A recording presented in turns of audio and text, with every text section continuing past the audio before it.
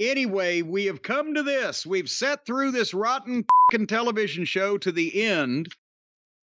And anybody who followed with us and sat through it to the end, specifically sat through it to see FTR and the Guns belts versus leaving the company. If FTR doesn't win the title, then they will leave AEW. And if they had anything, any kind of hook whatsoever to keep people viewing, it would be that, because there's been speculation where FTR's contracts were up. Were they going to re-sign? Were they going to stay or whatever? It wasn't like that there was a hot public bidding war, but still there was concern and PR. Are they going to go back and suffer through the evil empire that mistreated them before, because everything's crazy here and the EVPs have pissed them off? So who knows? So anyway, I'll say the Guns look good in their gear and they've got nice size and they're very athletic.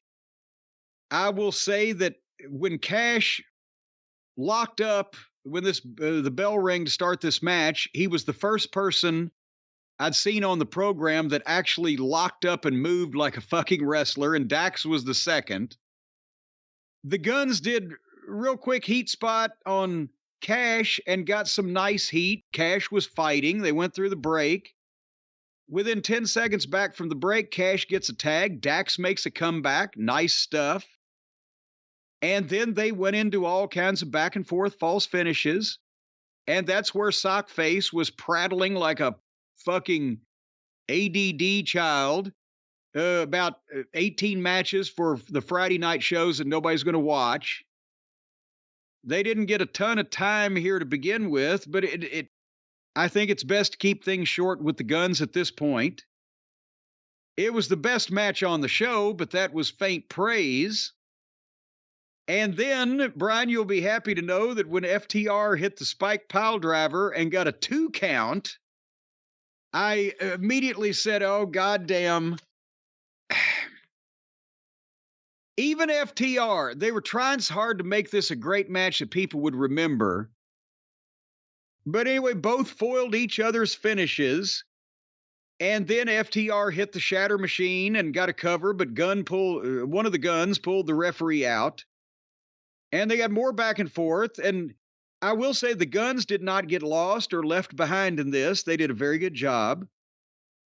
And then one of the Guns hits Dax with the blatant low blow, trying to get disqualified, because if they get disqualified, in their logic they're trying to tell in this match, if the Guns get disqualified, then that means that the titles don't change hands. Even though FTR wins, they don't fulfill the stipulation. If they don't win the belts, they have to leave.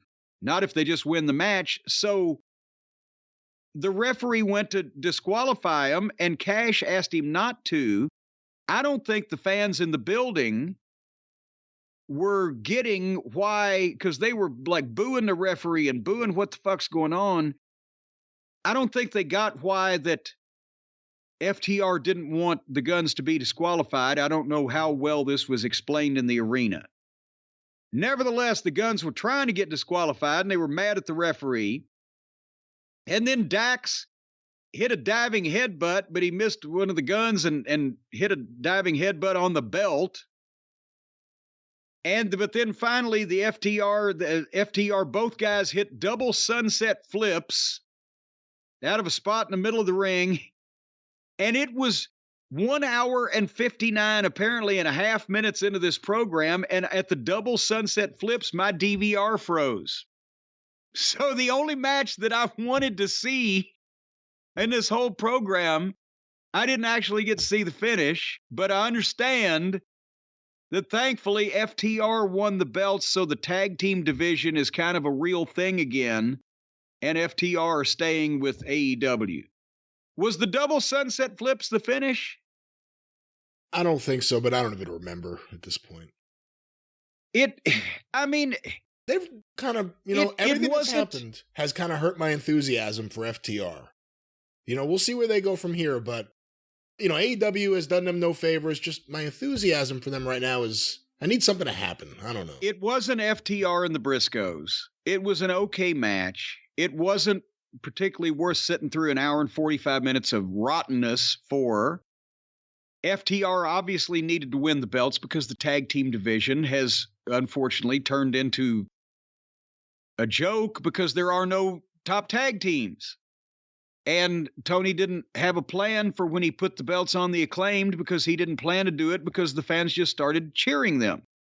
And instead of figuring something out, that's what he did. And then it went to the Guns. And then everybody's trying to play in the 6-man division because that's where they can work with the EVPs who will then praise them if they blow them correctly.